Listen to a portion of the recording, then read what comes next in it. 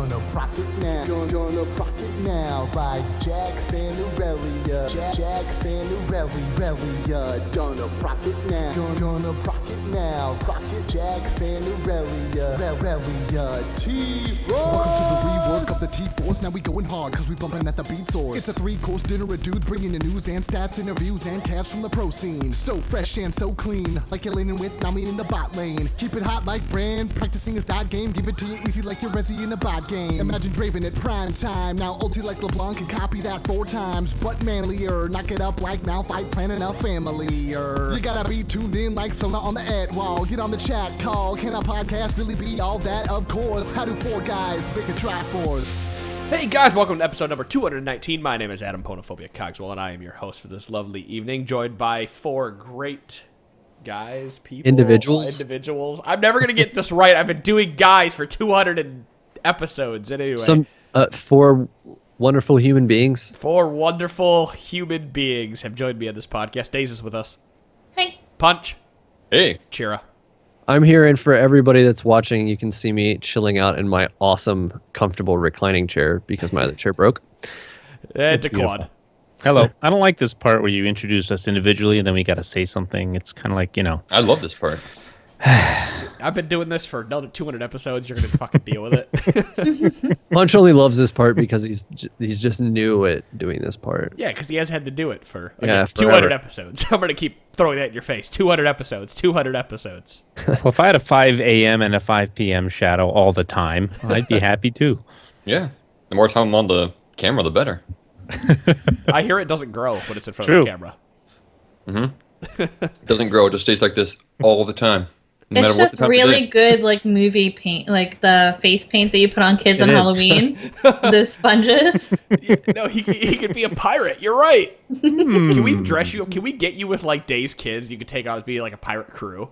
What? He's like, I'm kind of into this. Perhaps. I don't even know how he's supposed to respond to that without just sounding terribly creepy. Yeah, you should have said yes, of course. They could swab my poop. Never mind. Oh, my God. Wow. Never mind. That Guess was you could really hook them up. Yeah. Oh, my. Speaking of patches, let's discuss 4.21. No, we have too much to cover before we get to patch 4.21. Episode 219 of the Trinity Force podcast is actually brought to you by Gatherer's Gourmet Granola. You guys have heard us talk about them in the past. Sandro Dirabani. They rock. He has sent us Gourmet Granola. Chira Jaden, I'm going to let you talk about it. Well, first of all, if you want to go order your own, bit.ly/tforcegg, and you actually have a chance to win RP after Chira tells you about Gatherer's Gourmet Granola. All right, so basically, this granola is awesome. It's delicious. I usually eat it for breakfast because I can just grab it. It's in these awesome little pouches, and you can eat it on the go. And I can't wait to get my next group of granola just so I can take it to my coworkers because I know they're going to be as addicted to that stuff as I am.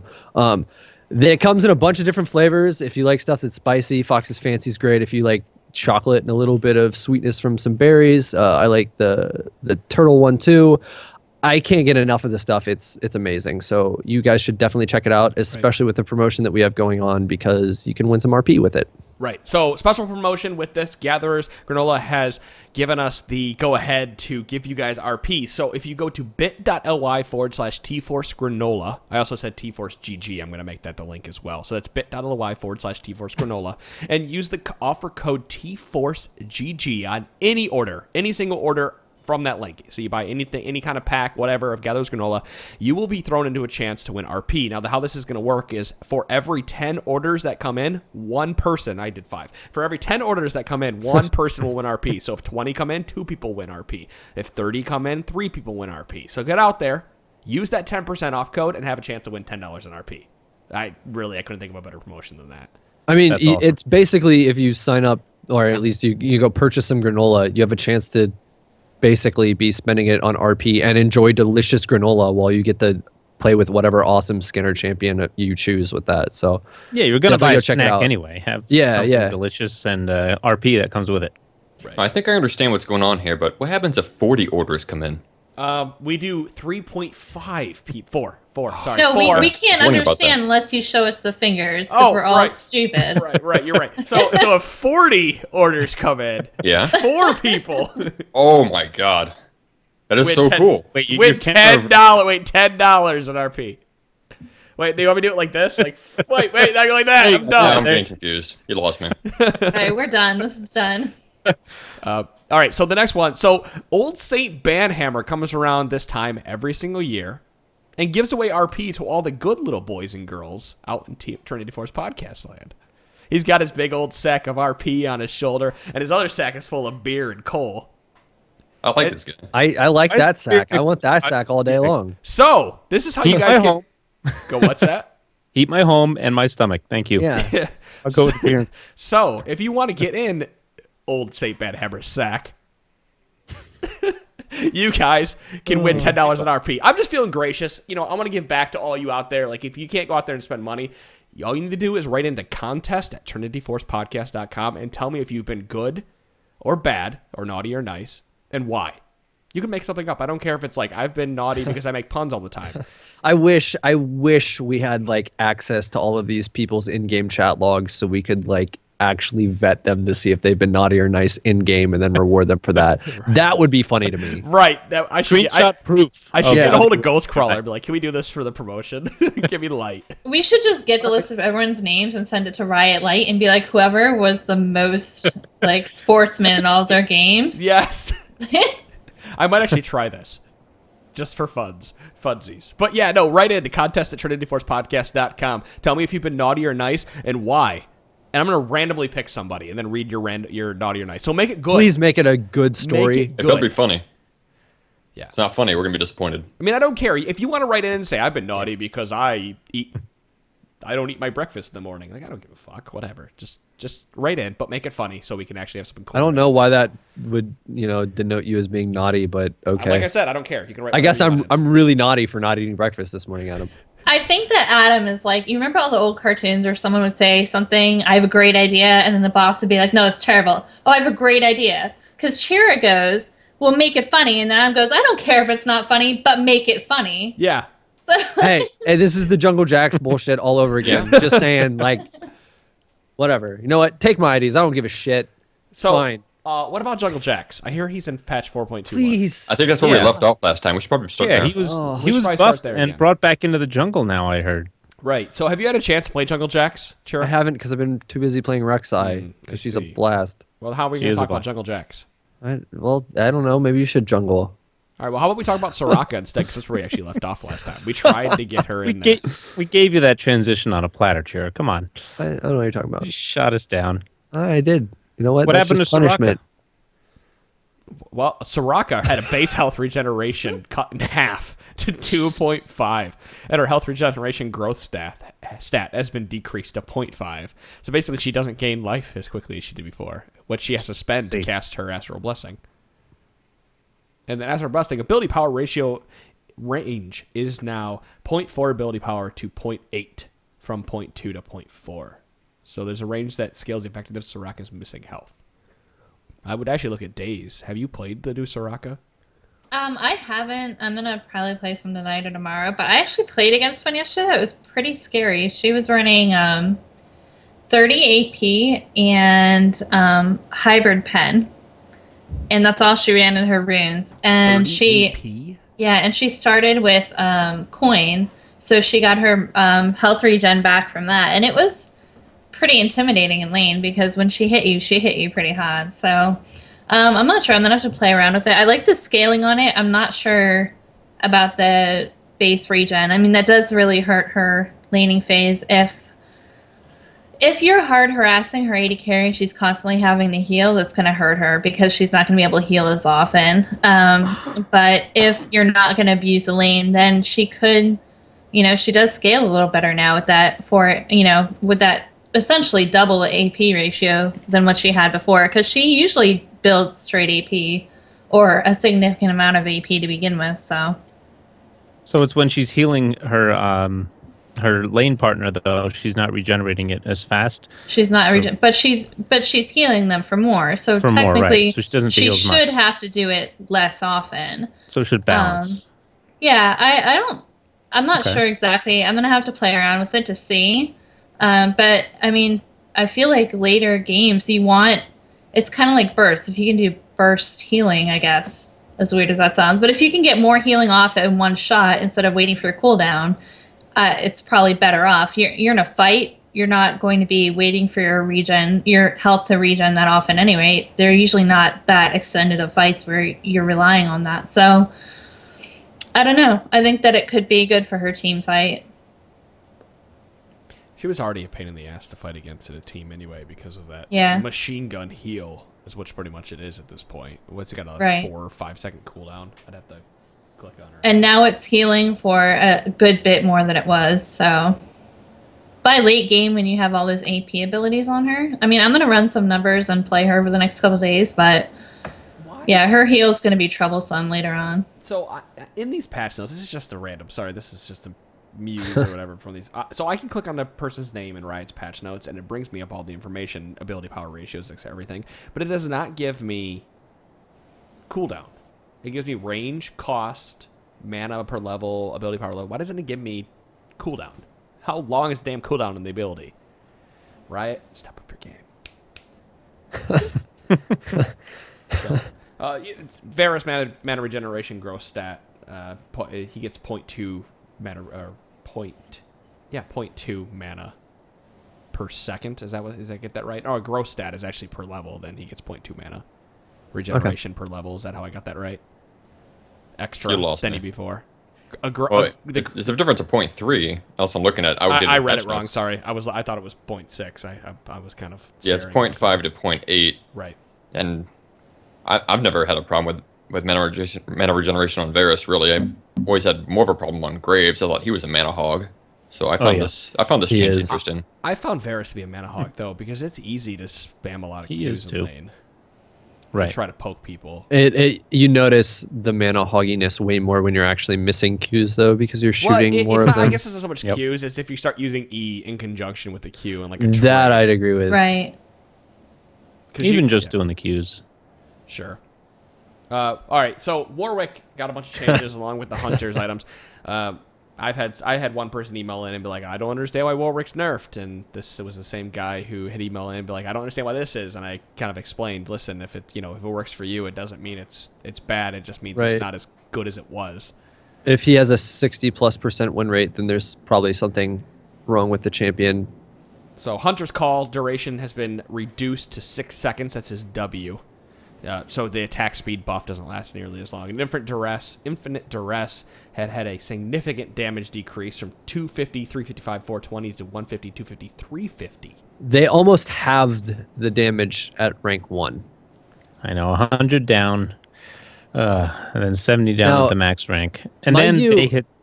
The W change, that's significant for like clearing, especially early, because a lot of people start W just because you don't really need to worry about other stuff. I don't know how this will affect... In the jungle, yeah. Yeah, I don't know how this will affect the start, but this will definitely slow down his clear time a bit. But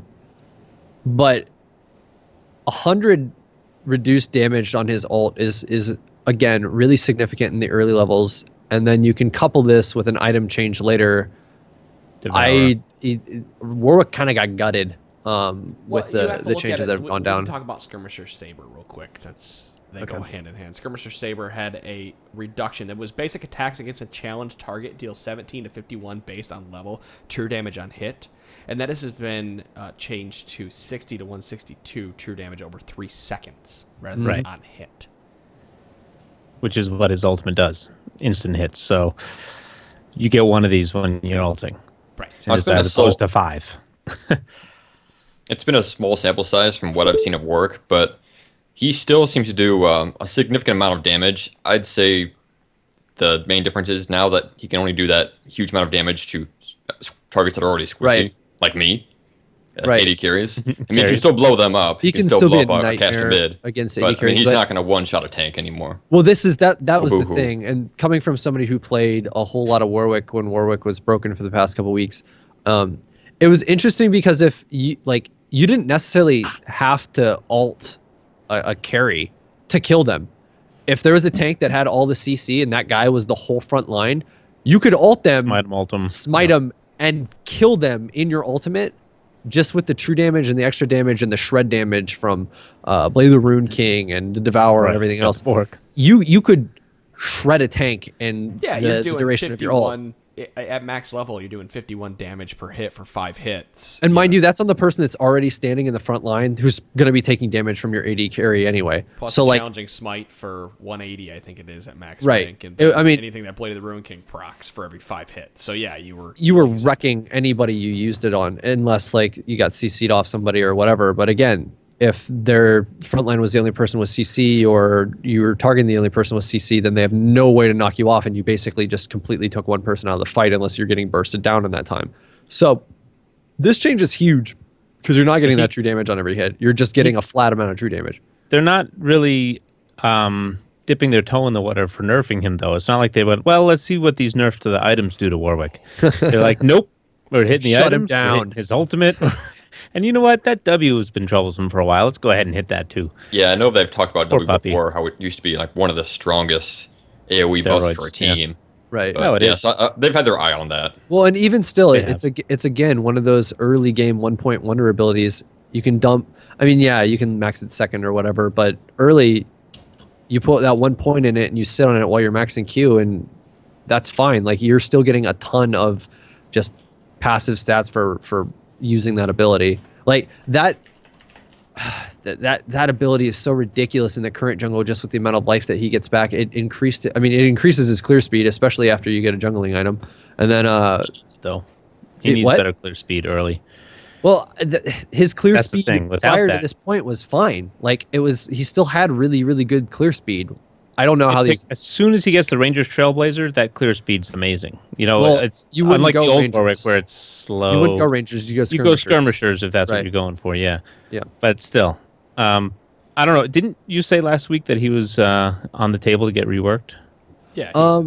Yeah, he's been kind of on the radar to get reworked for a long time. They I guess these changes don't really matter. Other Them. people. I think Alistar isn't even now on the rework. he list, was. So. I thought he was on the update list for. Is he? Oh, visual. Look, Well, yeah. Veterans get visual updates. But no, Most. they had actually at one point they'd even put like tentative Warwick changes that like completely changed up some of his abilities on the PvE, and then they removed it. This was a while ago, and then they took it off, and we didn't really hear anything about it. So I don't know.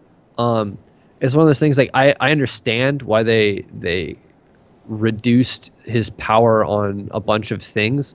This may be a little heavy-handed. At the same time, he may become just that juggling monster who can take out either the AP mid or whatever carries in middle or carry in the bot lane He or definitely support. was a problem. Now maybe Yeah. he'll be manageable at this point. And Yeah. we didn't mention Devour. It was 40 magic damage on hit.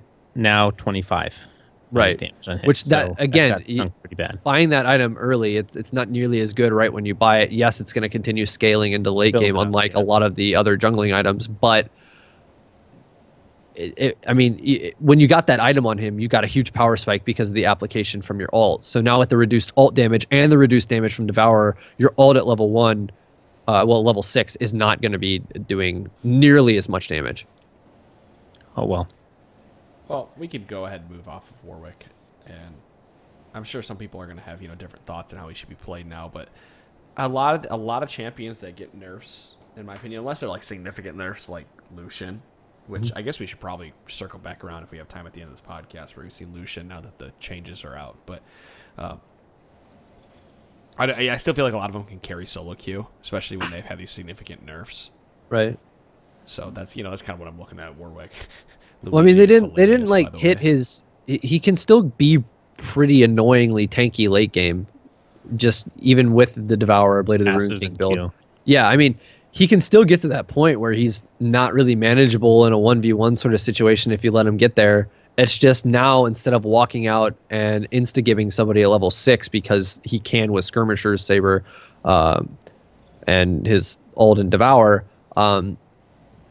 he's not going to snowball as crazy on his own. So, like, Right. Well, Yeah. let's move on to Yasuo down in the patch notes we've seen. Yasuo had a change. His movement speed has been slightly increased at 345, which helps his flow generation. He'll generate flow a little more quickly than before. Biggest change here that I look at is that now Q is now your 1-point wonder. And that Q, Steel Tempest, is 4 seconds at all ranks. It used to be 5, 4.75, 4.5, 4.25, and 4 at 4 at max rank. So really, even before Q was your second max, unless you wanted the extra width wind wall and cooldown reduction, but I like now that you can dump 1 point into Q and then max wind wall, because all you were using Q for was to get another tornado. Right, another proc on your passive. Well, not passive. The tornado off of Q every 3 minutes. Right, the double tornado. Q. Yep. So a big And it change gave you here. more chances for your ult and all that, but Right. now that the cooldown's the same across all ranks, there's no reason to. Yeah, the damage wasn't that big to begin with anyway. So I'm actually curious if this change brings him back into contention for a top laner. I think he would do well against the top laners that are up there now. Lissandra, Yasuo, Rumble might be a pain in the ass, but I think That's what I was thinking. I think he could still push out Maokai, and he could definitely push out Lissandra, like a good Yasuo. Gnar? The issue with Lissandra is that, yeah, you can block her abilities with Wind Wall, but if Wind Wall's not up, she can still all in you. I mean, it's going to be one of those things, like, if either of the players messes up, I still see that as being a skill matchup. Oh, absolutely. I know I do see this change as giving you the option to not max it second, but I don't know, getting the damage on it increase from 20 base. I know you're getting bonuses, you're getting more items that add to it, but up to 100 base physical damage for something you can spam every 4 seconds. Well, you weren't building much AD on him in the first place. I think. I mean, it has a 1.0 I haven't played him AD too much, ratio. so I don't know. A lot of people are 100% building, AD, yeah. What are a lot of people building? Static Shiv first. Shiv and then first, they're going yeah. into either Blade of the Ruined King Attack or speed. more attack speed. So if you're not capitalizing on the AD ratio, in my opinion, why are you maxing the ability unless you are? Because the other choice is Wind Wall, which you increase the width. Which makes it less. Gives you less margin of error, or more margin of error. And it's also, yeah, you can max the dash, but the Cooldown. dash you can only use intermittently on people, because once you use it on somebody, you have to wait a while to do it. Whereas with Q, you can just, as long as you're fighting them, you can continue spamming it in their face. So, and mind you, along the last set of Yasuo nerfs, they did end up nerfing some of the damage on his E as well. So, Yeah, but the nice thing about E is, like, the dash between, like, everything on that, as you rank it up, the cooldowns go down between all of it, even between the uses. And then not only that, but it does magic damage, and it does the same amount of damage or more as Q. And when you're playing against Yasuo, like, your instinct is to build armor. So when you're doing that AP damage, it's something that they're not itemizing against. So it gives you, like, a good chunk of, whatever. Sneaky damage. Right. And so I feel like, especially, I mean, again, it just comes down to the cooldown. Like, with Q, you can put it in, and you used to do it before for your ults and things like that. But now I feel like the E is going to give you that extra damage, and it's going to give you, the cooldown. You're going to be able to get more off during a trade than you would if you just max Q. Yeah, and that's a good, as it doesn't scale off of AD, you're going to get the most effectiveness off of the more damage from ranking it early in the game, because it doesn't really gain effectiveness as you build your items and get fed. Exactly. Yeah. Okay, so it's between Q and W. I guess you have a choice. To me, I don't see a big drastic, like, must rank between the two. I lean more towards the Steel Tempest just for more damage. I think Because it's too damn hard if to you're hit, good, it interrupts too many auto attacks. I think you get more damage off auto attacks than you would using Steel Tempest, especially Too when many you pick Steel up some Tempests. auto attack. and then It I depends, guess the though. wall cooldown is nice. It Don't depends have on to use. Go ahead, Second sure. punch. I was going to say, don't you have to use Steel Tempest anyways because you want to get that tornado? I mean, it's not like you can avoid using Steel Tempest. So it would make sense to get as much damage as you can on it. Use it every time it's on cooldown. Plus, it's nice to utilize it for some extra poke as well as last hitting. So, I mean, whatever little be bit extra fair, damage still helps. How many teams are built around Yasuo? Are built with Yasuo making himself? Okay, well, with the prevalence of poke comps, I think I would like Yasuo now because of Wind Wall. So having a larger wind wall with a good Yasuo. Really, Yasuo it's total skill champion. It doesn't matter. Hit the nail on the head with that one, because you're right. The poke comps are pretty much reigning supreme now. So Right. I mean, you if these pick Yasuo changes, for that win wall. yeah, if these changes give you the option to change your build based on the game, then that's a good change in my book. Yeah. Yeah, Well, let's move on and talk about Zach a little bit. We still have quite a bit to get through. So, Zach, I know Chira had brought this up a while ago, thinking Zach was probably be a good jungler. We had I think we had passively mentioned it on a previous podcast. If not, it was in a conversation. But Right. Elastic Slingshot now creates extra chunks for each additional champion he hits, and the damage has been increased slightly. It goes from 80, 120, 160, 200, 240 to 80, 130, 180, 230, 280. So. Oh, great. So now Chira's going to have more incentive to just Go in whenever right I feel on like it. ahead. Hey, I will say, I like this change because now if you're hitting more people with Elastic Slingshot, it isn't that even it drops more bloblings to pick up, because realistically, let's say you hit 4 people. Well, that was the thing. Like, if you hit one person and the blobling went way behind where you came in from and you're chasing them because your team's following up with you and you engage, you're not going to back up to go grab it. But now that you're hitting that many people and you're getting that many bloblets up, realistically, you're going to walk over one. Or, well, it might just be the random chance for more bloblets to be up around you, more bloblets to be in front of you in the path that you're already moving, and you're not being punished health-wise necessarily by using an ability and then having to backtrack to pick something up, or giving, the enemy team, they know that you have one blobling down and you have your Spirit Visage or anything else at the time that can, you have more health, so you're getting more health when you pick it up. They can't just run over that one and then you're at a loss. And you're screwed, yeah. At a gross loss for the amount of health you got. It's one of those, there's more potential healing there, and yeah, you're not going to likely get every single bloblet that drops, but you're more likely to get a bloblet than you were previously. Plus, it gives you more of a margin of error. Also, it's like, oh crap, I just went into 3 of them and my team is not quite there yet to help me out. Hopefully, they give you a little bit extra health to survive. Right. It's just a nice buff. Like I said, it's better chance to gain more life and walk over one while you're doing it. So His ultimate buff was nice. Yeah, let's bounce. The knockback range has been increased to 400, so enemies will be knocked up higher and longer to match the new range, but total crowd control durations remain the same. Okay. Chira, have you even had a chance to play with new Zach? Not yet. I haven't. I've actually only played Rek'Sai since these changes. Yeah, so she got released, so. Okay. Well, the change with Let's Bounce, I kind of goes, I think Saint tweeted today, he thinks that CDR Zach is the way to go.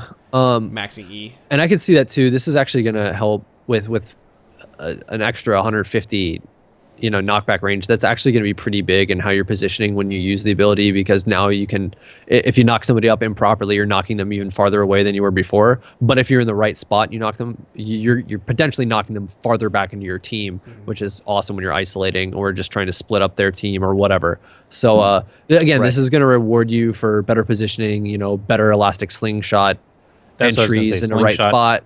Behind them now and bounce them in. Yeah, people who are good insect jack. People who are good at positioning with him are gonna see a little bit better utility out of that ability when it comes to their utilization of it. I hope this also makes his ult feel more impactful too, because every time I've seen a Zach ult, it was always like meh.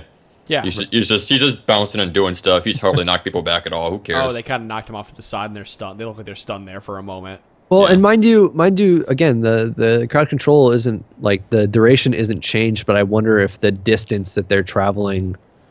I feel like that's what it sounds like. Adding 150 extra, yeah, that's pretty big, because I mean, yeah, the crowd control duration stays the same, but that's 150 extra units that they have to move to get to where they would have been otherwise. So, like, yes, the crowd control duration stays the same, but the distance they have to move kind of makes it last a little bit longer, if that makes any sense. Because they got to take that extra time to reposition. It's more of a pain in the butt for the victim of it. Most definitely. Or it's, again, if you're a bad Zach, you're helping out the enemy team. By pushing people away. I'm helping. Right. Boing. Yep. Jarvan 2.0.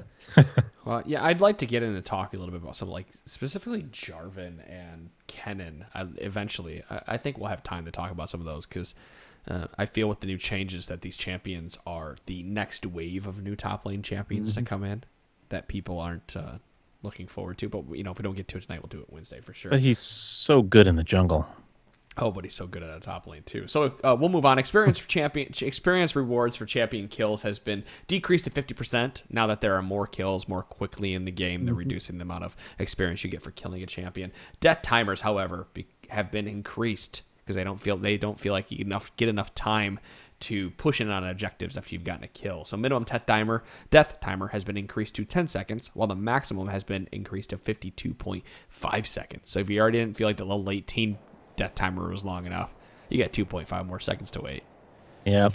I didn't feel like the early death timers were enough. It always seemed like after you aced a team, you didn't have time to do anything about it in the mid game.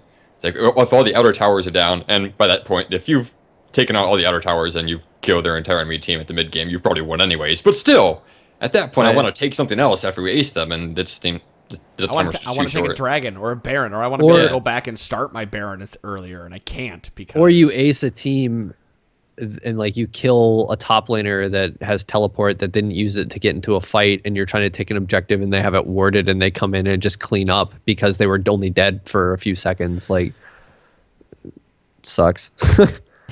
It's minor, but how many times been like, if only I was up a second earlier. Or a second more, yeah. Again, it's one of those things where 2 seconds can make or break. Again, you go back and look at some of the major games from last season. There was a Nexus that was one hit from being done. That 1 second will make or break a game potentially. So. Oh yeah. Well, minion gold has been increased as well. So you're looking at, over the course of 10 minutes, you're looking at probably 90 gold or so, 80 to 90 gold you'll gain if you're pretty much perfect CS in 10 minutes is, perfect CS in 10 minutes is 100, right?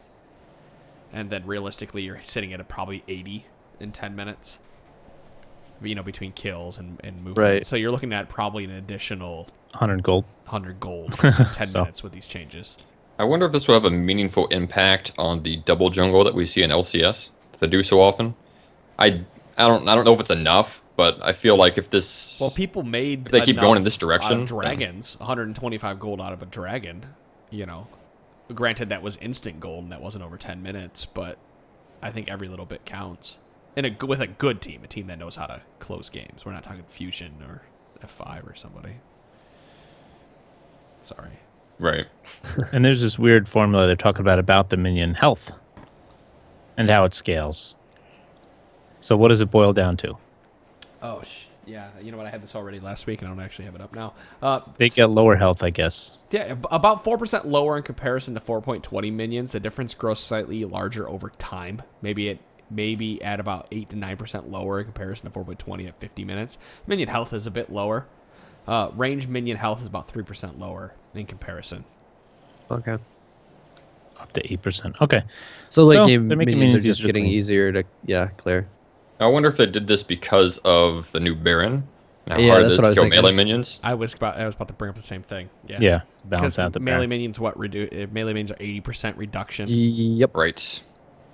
Already a bitch to kill. Not that the ranged minions were that hard to kill, but minions in general late game were pretty brutal. I feel like this is one of those changes, though, the minion health. I feel like we should have more discussion on it. But off the top of my head, I can't, without actually spending some time and really thinking about it, sitting down and looking through the numbers, that I can't be like, this is significantly going to impact this piece of the game. Right. They, and also, probably to help against the Baron buff minions, they buffed up the, the turret gold, they made the reward better for killing the turrets. And turret shielding, what is this? Inner turret shielding window was 1 second. Now it's 1.5 seconds. I'm still not a big fan of that change. I think the only change that in patch 4.20 it's just timing issues. They said is the buff. I don't like the turret change that gives you. I don't like that it gives you a shield now to make up. I don't like it because they're doing a lot of things to give the team that's behind an opportunity to come back. And I feel like this minion health thing was a little bit towards that, because if you have 2 inhibs down and you're trying to clear, sometimes you die trying to clear super minions before you can get them off of your turret. So this helps a little bit with that. And with the, the turret shield length lasting longer, and then the PB has some gateways into the defending. I think they're trying to add different ways for the defending team to kind of turn a game around, or to at least not be quite so overwhelmed. And I feel like those two things are just something that kind of contributes to that. You're right, because on the PvE, they brought Mm-hmm. the gates in that only allied minions can walk, or allied champions can walk through. Right. Which allows you more strategic locations to engage fights when somebody is sieging a turret. If you haven't seen those in the PvE, go check out surrender20.net. They've pretty much, the giant wall that's in your base, they've opened it up so you can walk through it in strategic locations. Okay. Did you not see that yet, Chira? No, I'm scared of that. I haven't either. I don't Oh, like really? big changes. It's I'm scared. interesting. Does that The- make it I- easier to defend? It should. It will make. I think it'll make it easier to defend. It also will make it easier to get back into your base. Like there's a lot of times when you're trying to get back to base and you can't cut through the jungle because they'll cut you Right, off or die, right. and you can like sneak in there or make it back in and they can't follow you in. But I'm not really sure. I haven't decided how I feel about that yet. But I understand. I think this minion health and then the shield, the inner shield, turret shield. I think those two things are also ways to kind of buff the defending team without giving more like straight buffs to the defending team.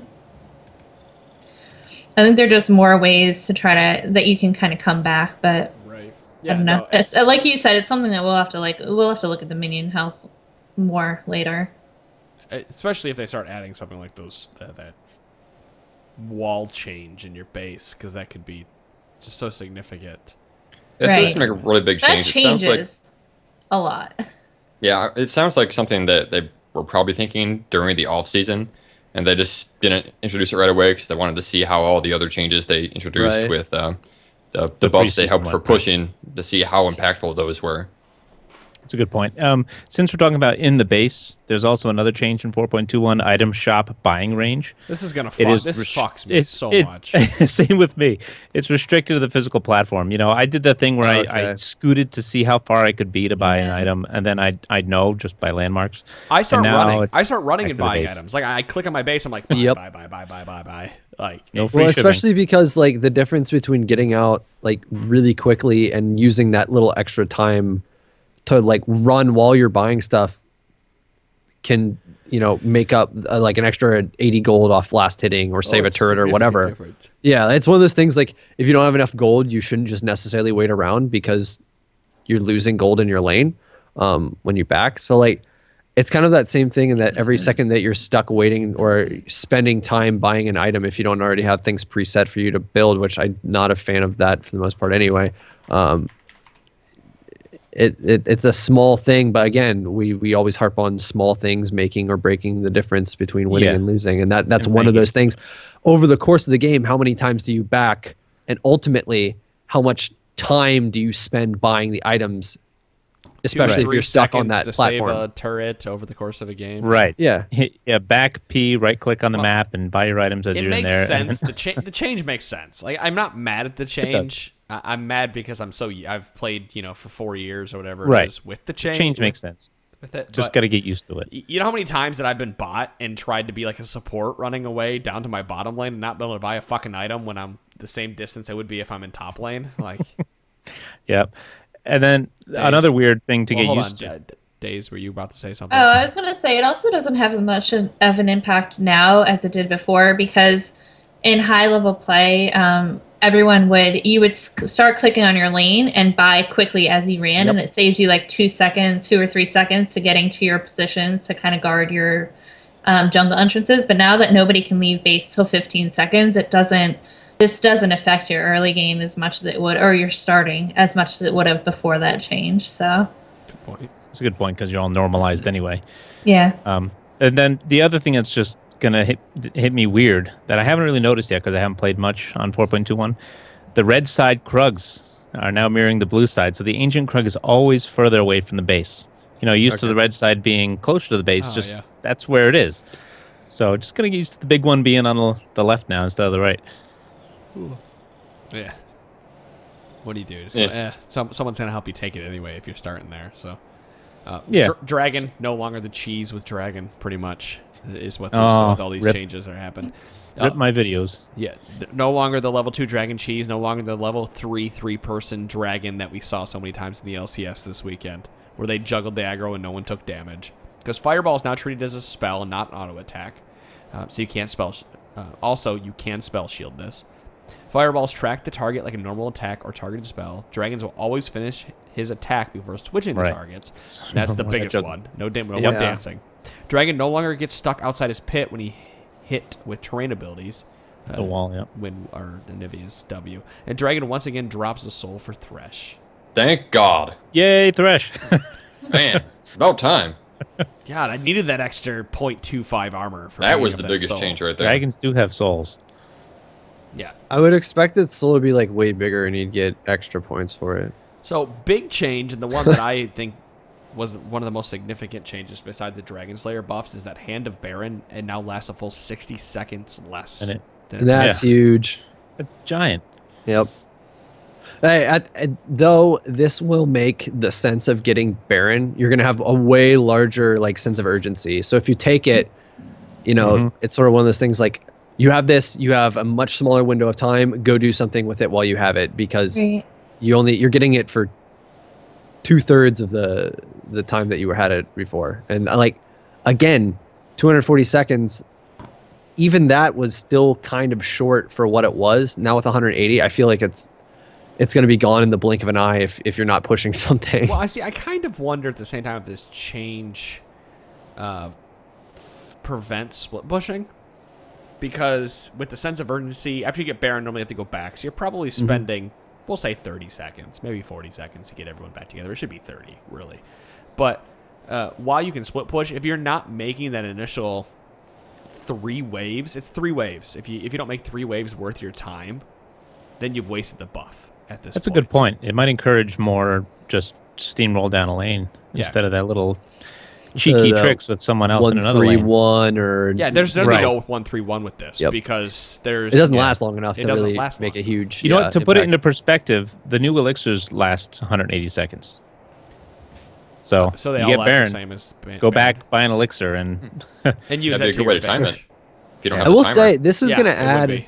This might be one of those things too, where you see people at least like at a higher level building up certain waves right before going to Baron, or kind of like planning around that, just because their window of time to actually utilize the buff is reduced. And it might even be one of those things to where if you do ace the team, it might not necessarily be the most advantageous thing to just take that Baron buff.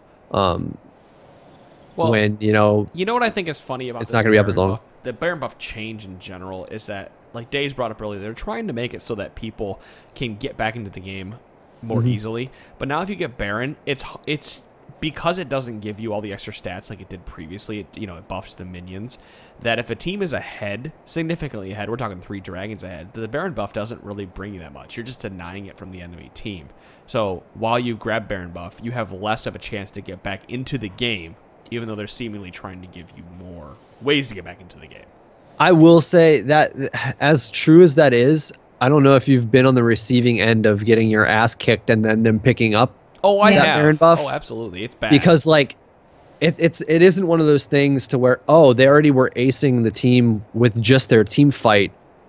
You add that buff to it and it's like, holy shit, we can't even fight their minions and they're there to kill us. Right. So that's why this is nice though. It makes you do, like you said, sense of urgency. It makes you do something with the buff.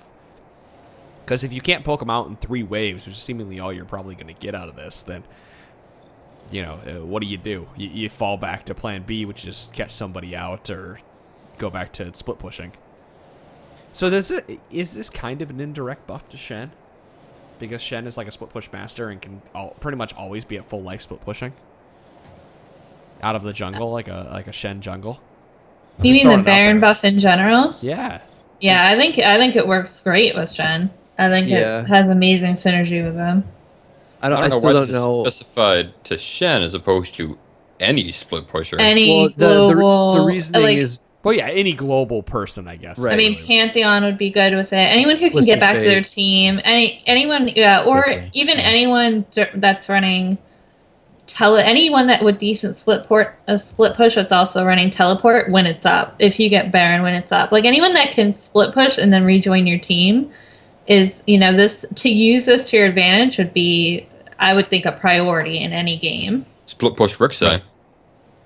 Have you done it yet, Shiro? I haven't. I've actually had some really bad luck with certain Rek'Sai games. I don't think I've had... I know you were talking all ill about her when we were talking. I'm like, wow, everyone I've talked to thinks Rek'Sai is just like godly. She's great.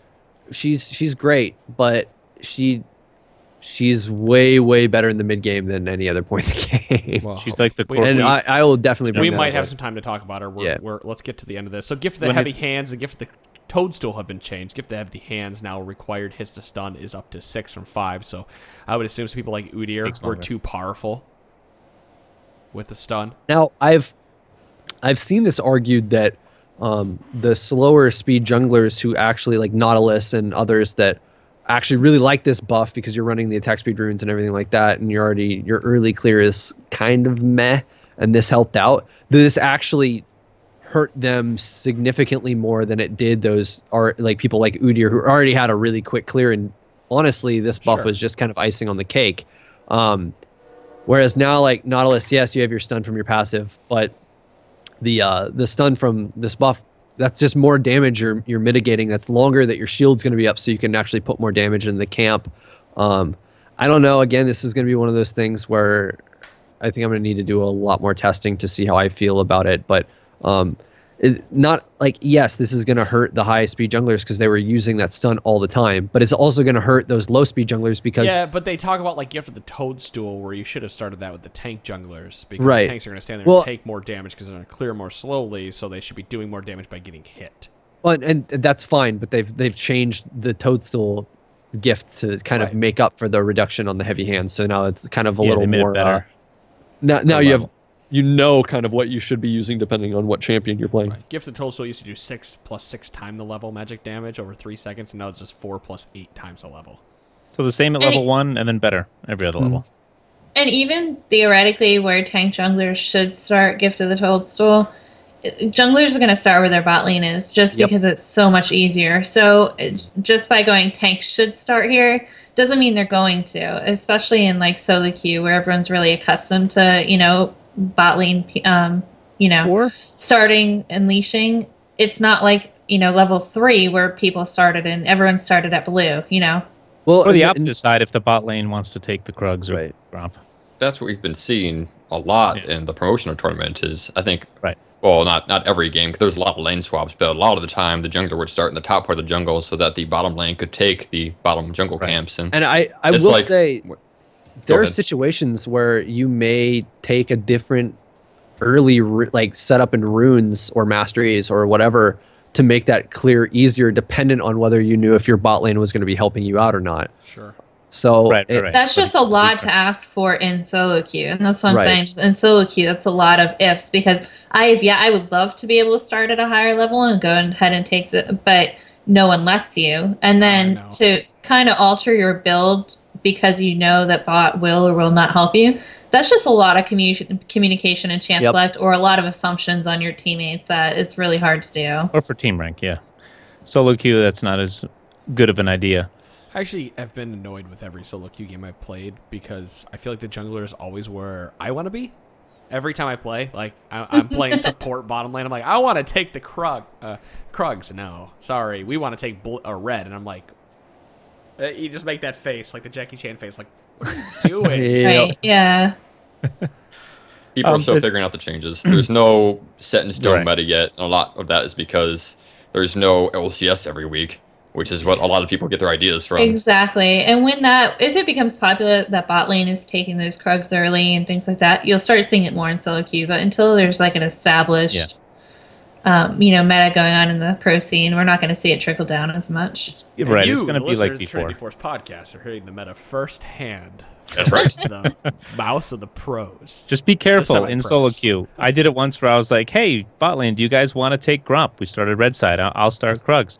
They're like, sure. They And then, of died. course, they didn't die, but they got their asses. They're like a quarter health. They get the Yeah. lane, give up And then- fucking 2 kills And then the early. support's And yelling at me. He's like, oh, good idea taking these. I'm like, you said yes. Yeah, right. You should offered it. know. I know. Come on. So just be careful in That's solo why queue. people start. the Better safe extra- than sorry. Probably start. You know what? And- I would assume, in coming from a support standpoint too, you're probably taking extra armor for the jungle clear rather than health per level, or you're taking magic, or excuse me, not magic pen. No, well, depending on champion, magic pen or armor pen and your marks. You're also tailoring a rune page that helps you take those early jungle camps a little bit better. Yeah, we didn't talk about the dragon buff changes.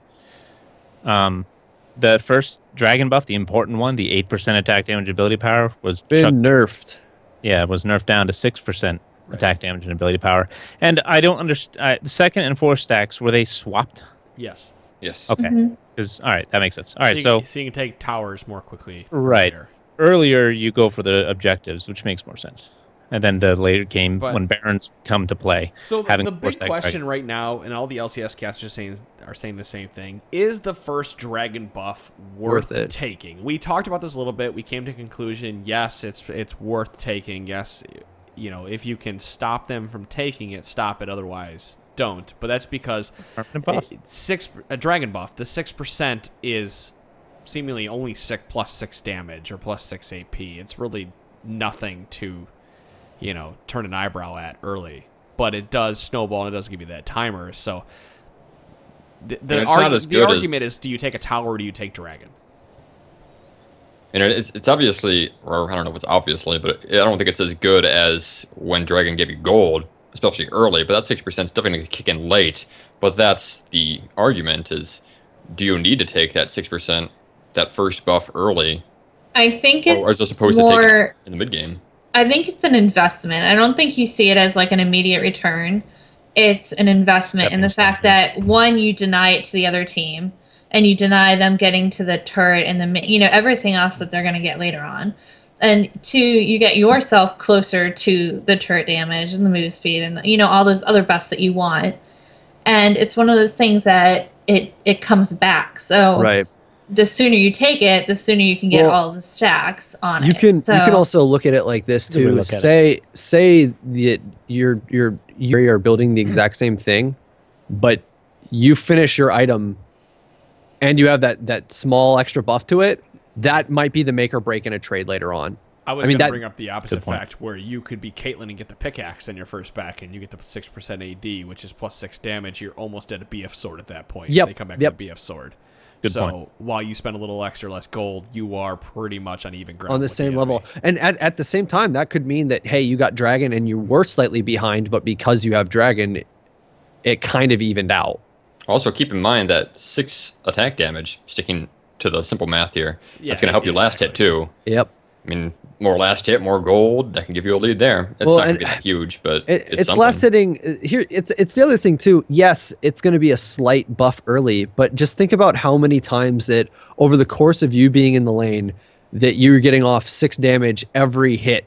Like if you hit whoever 100 times. It's the Lucian argument we made last week. It's a 17% damage reduction. What if you could do an extra 17% damage of the course in lane? You win lane.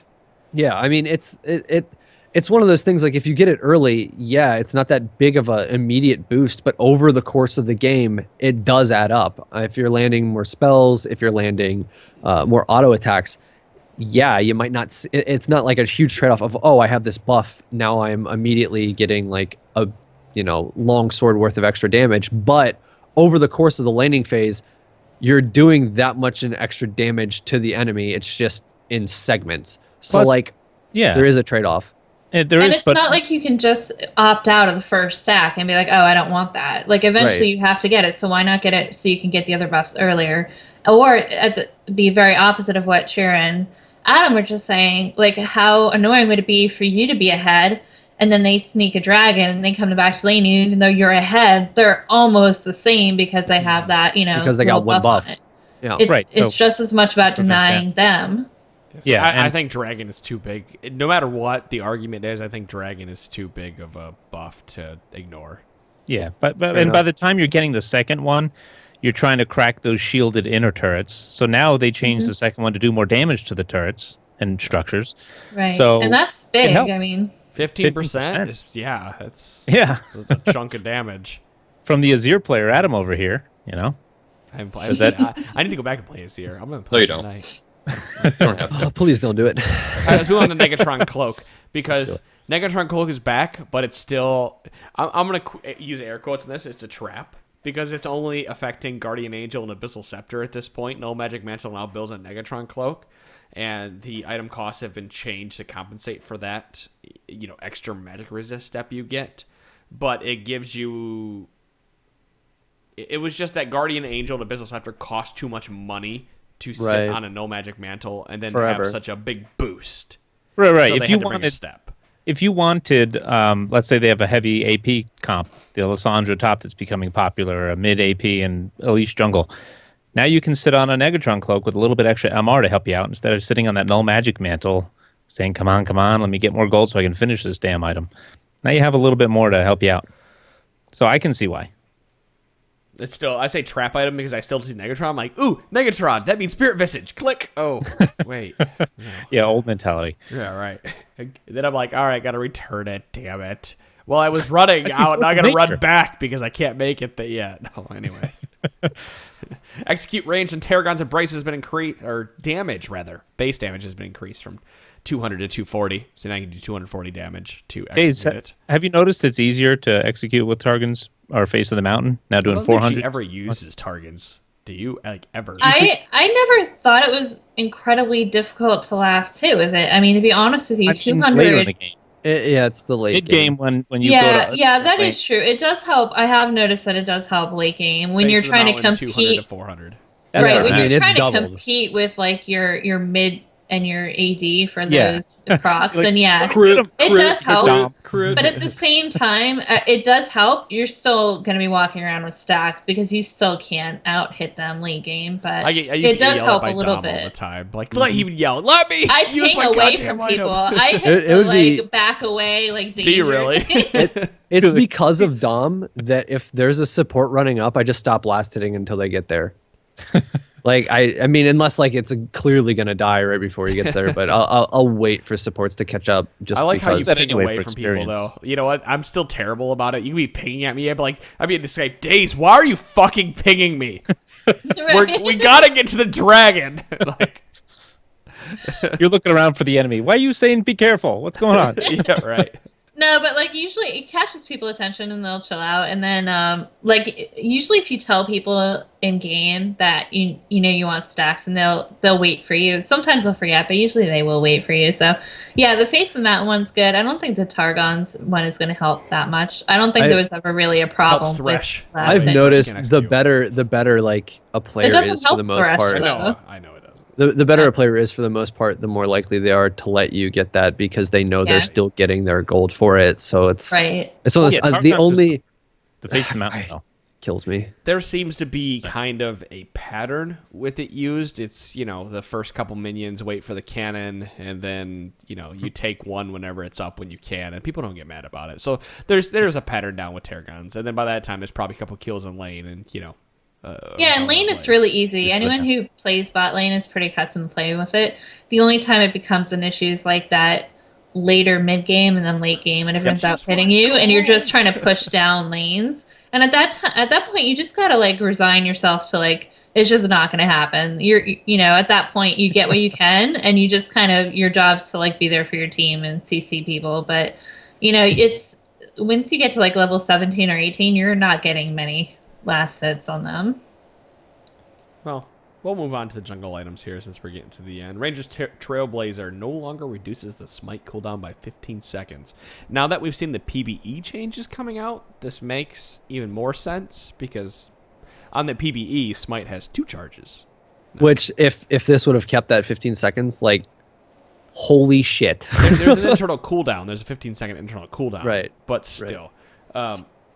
Their flavor text actually gives a really good insight into why they changed this. Yeah. The goal of Ranger's Trailblazer was to either help junglers double down on their farming or help them get out of the dumpster when their teammates accidentally steals the first camp. Unfortunately, reducing Smite's cooldown creates the wrong incentive as it gives all of the above advantage to junglers who are ahead while also letting them counter jungle and gank more often. Which, I mean, I could have looked at that and said, all right, we're reducing Smite. You are giving everybody and their brother an advantage by giving them a shorter Smite cooldown. I will say, even with this, the reduction of 15 seconds being gone, this is still sort of the all-around jungling item to pick if you if you're trying to kind of, play safe and you're not just trying to counter jungle the whole time. I mean, you can still take this and go in and counter jungle, and you're not necessarily being punished for it. It's still giving you a heal when you use it on a camp, and it's still going to give you the stun on the camp when it happens. I can't tell you how many times that even if I'm being counter jungled, somebody will come in and try to invade me on red, and I bait them into taking damage from the red buff. I smite the red buff to heal myself. It's stunned. I'm doing damage to them. They're not taking the extra damage, and then all of a sudden, red flips back and starts smacking them again, and they're taking the damage from me and red. And then I kill them and just take the buff anyway. Like, in a situation like that, you're getting the extra health from the red, and you're getting the extra health from the Trailblazer. It's still going to be my go-to item for the most part. I really just really like this item. Even with it's the safe. It's safe. That's exactly what it's one of those things that you can pick it, and yes, if you go to counter jungle, it's not the best choice to go in and counter jungle with. But let's say that you go in and you can't do like a great job counter jungling. You're not being punished still safe. necessarily, because when you go back to your own jungle, you can still clear your own jungle pretty fast. I don't know. I love that item. Me too. Yeah, well, Poacher's Knife now change is not really a good. Is this a indirect buff to Poachers, where Poacher's Knife tooltip now reflects the total gold from stolen large monsters rather than just the plus 20 gold from the item itself? But is this an indirect buff to Poachers, where you're actually receiving gold for counter juggling? You just see it. Well, right, but now I that don't think it changes. Yeah, people just know it now. Well, that's what I'm saying. Now that people know it, and the only way this would affect the item is if people bought it, felt really good because I see the total gold and it's more than usual, and then I start buying it more, and then eventually people figure out, hey, this item's actually pretty good. And if it's good just because it's good, then I guess that's its buff. I don't know about calling it a buff and all there, but. The marketing I'm department just saying, got on sometimes the board with it. placebo effect is all that matters with people. Like, oh, I'm actually receiving gold when I steal a minion. I didn't know this item did that. Like, because I can't read very well. Sorry. That is sadly too true. Yeah. Welcome. So enjoy that tooltip. Welcome to IT. Yeah. We're going to talk Chalice of Harmony and Athene's and Holy Grail and Morello-Namicon on Wednesday. Just know that they got Chalice and Athene's got changed to... They got a buff. You gain 2% of your missing mana every 5 seconds with Chalice and Athene. So you gain more mana for the amount of mana you're missing. And Mikhail's. Yes, and Mikhail's does it as well. You're right. Which is a good change because Morello-Namicon is too powerful at this point. I think the double Morello-Namicon is the build right now, and a lot of people that want to get 40% CDR. Why not 3? Because you have a useless CDR. No. Or 4. So, I have 3 PS3s. Sorry, am I too old of a reference? Yeah, I don't get it. Son of a bitch. I hate you. We'll talk about that more on there. Forbidden Idol, base mana regeneration reduced 50%. It's pretty much the only item in the game that hasn't ever been touched, and they need to nerf there it. Is. Next, it'll be Morello-Namicon at patch 4.22. Twisted Tree Line had a bunch of changes. We don't really talk about that. Dominion had changes.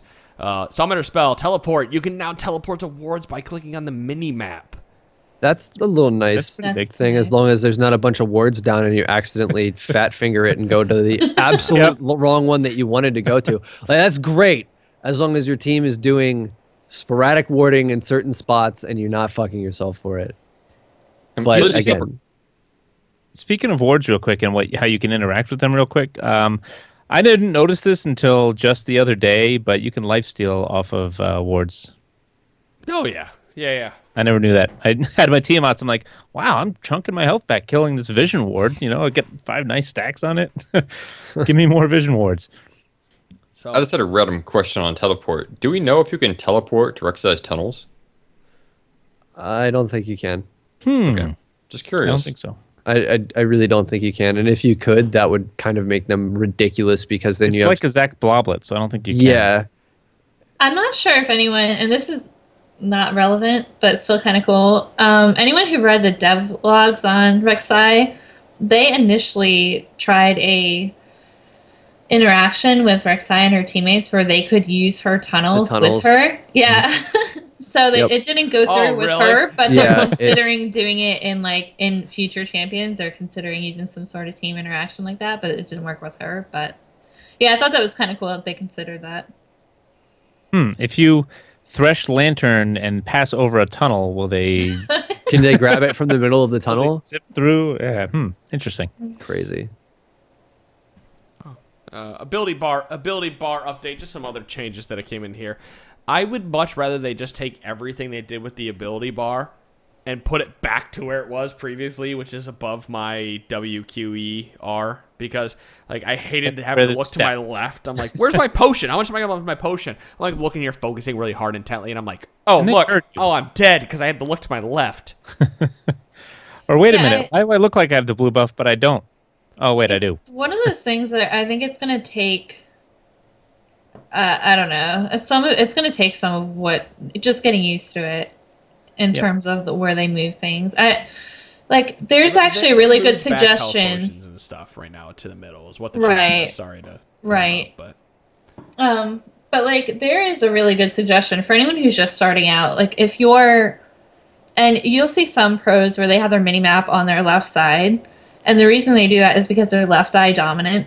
And they actually see that, like, I'm left eye dominant and I have to move my head to, like, see my mini-map easier.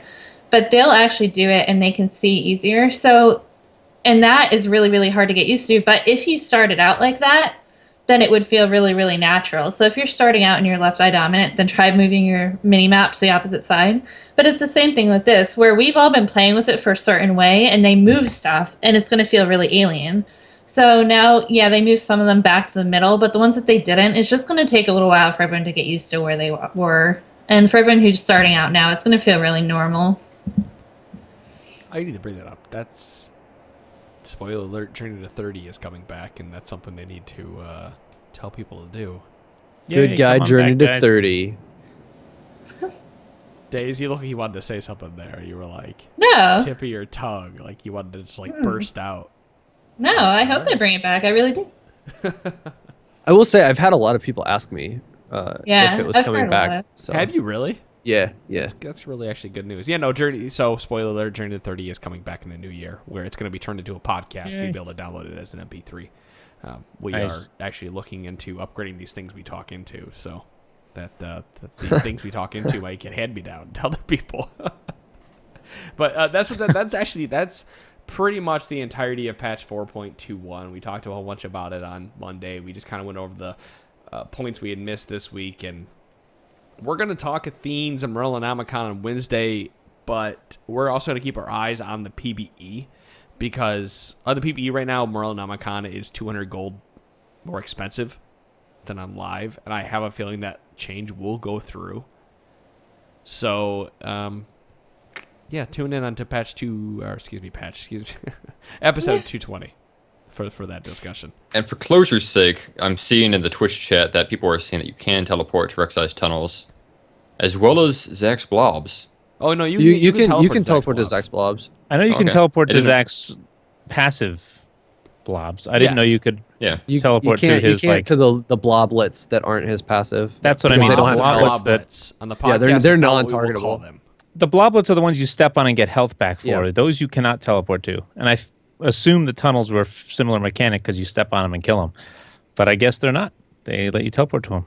We'll see what happens. Yeah, speaking of which, PSA, if you see tunnels, stand on them for a second and a half because they go away. Also, other Please PSA, do that. If Rek'Sai puts a tunnel down and you walk past it, it stays on your map permanently until it goes away. So it's like... You know where it's at. That's actually a gripe I have playing her, because I feel like everybody knows where my tunnels are all the time, but whatever. What we'll do Wednesday, we're going to talk new top... I almost spilled my wine. We're going to talk new top lane champions, and we're going to talk J4. We're going to talk the downfall of Gnar, because that motherfucker's getting stomped on now. But I just bought Gnar. Because the things I've learned, and plus the PvE updates. We're going to talk new top lane champions. We're going to talk Rek'Sai. We're going to talk blobs versus bloblets, who will win in that fight. We're going to talk Merlin Amicon and Athenes. And we're going to promote Gather's Granola again, because bit.ly/T-Force Granola. T-Force GG 10% off. Go win RP. That's it. That's the end of this podcast. That's patch 4.21 for you guys. So I hope you guys enjoyed our discussion on it, our analysis of patch 4.21. It's been lengthy, that's for sure. It only took 2 episodes as opposed to the last one, which took. Wait a minute. 3 or Why don't we 4. talk about Sejuani's ranking order? Oh, geez, please We're talking about don't. the ranking order don't of do which It's 908. It's 908. We're I talking about gotta the ranking go. order which I end this podcast, which is Ponophobia has final say. So, guys, that's episode 2. I can't even fucking talk. Fuck it. We're out of here. Peace. Good night, guys. Later. Good night. Yeah.